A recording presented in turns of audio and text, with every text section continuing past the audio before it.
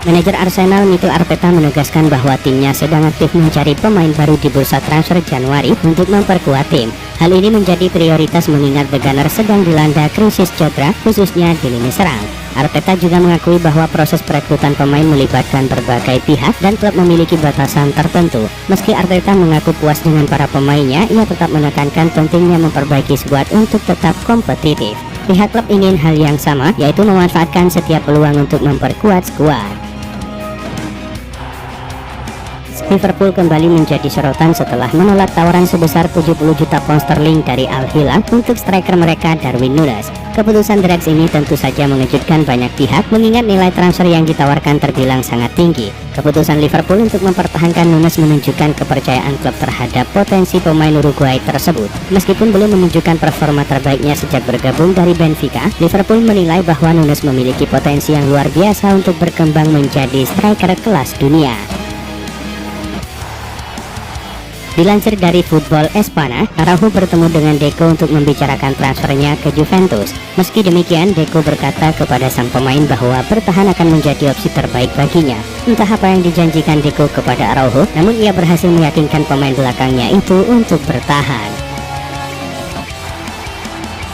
Menurut jurnalis Jerman Florian Plettenberg, Dortmund ingin meminjam Zinchenko hingga akhir musim ini. Arsenal dikabarkan bersedia melepas sang bek jika Dortmund menyetujui klausul kewajiban membeli dalam kesepakatan pinjaman tersebut. The Gunners menetapkan harga 17 juta pound sterling untuk transfer permanen Zinchenko di musim panas mendatang. Sky Germany melaporkan jika Ten Hag terlihat di stadion saat pertandingan Borussia Dortmund dan Bayer Leverkusen di Liga Jerman akhir pekan lalu. Adapun kemunculan Ten Hag di Dortmund diasosiasikan dengan kedekatannya bersama penasihat klub Matthias Sammer. Sammer diketahui pernah membawa Ten Hag ke Bayern Munich pada 2013. Situasi Kolomuani di PSG saat ini sedang tidak bagus. Penyerang 26 tahun itu jarang mendapatkan kesempatan bermain di bawah pelatih Luis Enrique dan baru mengemas 2 gol. Kini menurut laporan Fabrizio Romano, Kolomuani akan bergabung dengan Juventus dalam kesepakatan pinjaman hingga Juni 2025. Juventus akan menanggung seluruh gaji Kolomuani selama masa peminjamannya. Namun tidak ada opsi atau kewajiban pembelian di akhir masa peminjaman. Menurut laporan dari media Spanyol Sport, Antony siap bergabung dengan Real Betis melalui kesepakatan pinjaman setelah klub Andalusia itu menunjukkan ketertarikan. Musim ini Antony hanya tampil sebagai starter dalam 3 pertandingan di semua kompetisi. Kepindahan ke Real Betis dengan jaminan waktu bermain yang lebih banyak bisa menjadi langkah penting dalam penyelamatan karir mantan pemain Ajax tersebut. Sport Italia mengklaim bahwa salah satu alasan mengapa Juventus terbuka untuk menjual Vlahovic adalah situasi kontraknya. Pemain asal Serbia ini memiliki kontrak hingga musim panas 2026, yang berarti ia akan memasuki 12 bulan terakhir dari kontraknya saat jendela transfer musim panas dibuka. Juventus akan mempertimbangkan penjualan Vlahovic pada Januari untuk menghindari kehilangan sang pemain dengan harga lebih rendah pada tahun berikutnya. Kehilangan menit bermain reguler di bawah asuhan Nuri Sahin membuat Malan ingin menemukan rumah baru yang bisa memberikan tempat utama kepadanya. Aston Villa pun menjadi tujuan Malan pada awal tahun 2025. Tim kuda hitam Premier League itu dilaporkan membayar biaya transfer sebesar 25 juta euro kepada Dortmund demi mendaratkan sang pemain ke Villa Park. Inter tertinggal lebih dulu di menit 15 lewat gol Santiago Castro. Namun hanya berselang 4 menit, Nerazzurri menyamakan kedudukan berkat gol yang dicetak Denzel Dumfries. Di menit 45+1, Lautaro Martinez berhasil membobol gawang tim tamu dan membawa Inter unggul 2-1 hingga turun minum. Pada babak kedua, Bologna bisa menyamakan kedudukan lewat gol Emil Holm di menit 64. Pada akhirnya, tak ada gol tambahan dan skor imbang 2-2 bertahan hingga laga usai. Berkat hasil ini, Inter kini mengoleksi 44 poin dan berada di posisi 2 klasemen.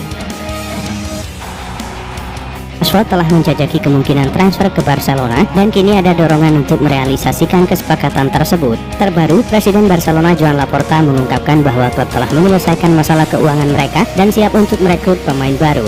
Namun Barca masih perlu menciptakan ruang dalam skuad mereka dan kemungkinan akan melepas Ansu Fati di musim dingin ini. Tottenham unggul lebih dulu melalui Son Heung-min di menit 25. Arsenal menyamakan skor pada menit 40 lewat gol bunuh diri Dominic Solanke. 4 menit kemudian, Leandro Trossard membawa Arsenal berbalik unggul dengan skor 2-1.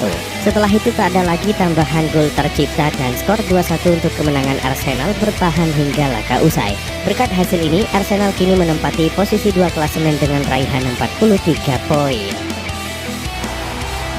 Arsenal berada di tahap akhir negosiasi untuk mendatangkan Zubimendi dengan menebus klausul pelepasan senilai 51 juta pound sterling. Namun Real Sociedad bersikeras agar Zubimendi tetap bermain untuk mereka hingga akhir musim ini. The Gunners juga menghadapi kendala peraturan finansial yang membatasi kemampuan mereka membayar klausul pelepasan tersebut di bulan Januari. Oleh karena itu sang pemain baru akan bergabung dengan The Gunners pada musim depan.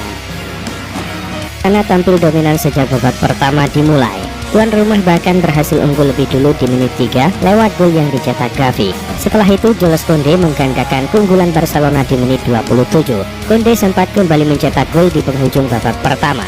Sayangnya gol itu dianulir wasit karena offside. Lamine Yamal mencetak gol untuk Barcelona di menit 55. Namun gol itu kembali dianulir karena offside. 3 menit kemudian Blaugrana mencetak gol ketiga lewat tendangan Rafinha. Pada menit 67, Ferran Torres membawa Barcelona unggul 4-0.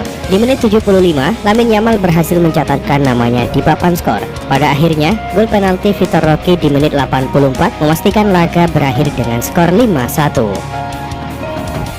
Alex Pastor menerima tawaran untuk bergabung dengan timnas Indonesia setelah istirahat, menyebutkan uang pensiun sebagai alasannya.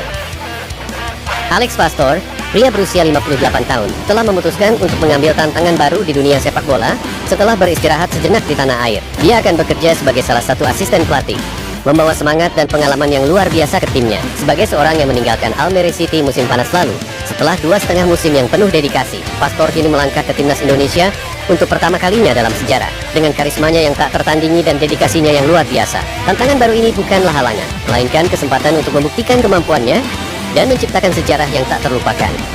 Pada musim lalu, seorang pria berbakat dari Amsterdam membawa anak-anak asuhnya melintasi garis finish sebagai peringkat 13 dalam debut mereka di kompetisi teratas. Apa yang akan terjadi selanjutnya? Intriknya semakin memuncak.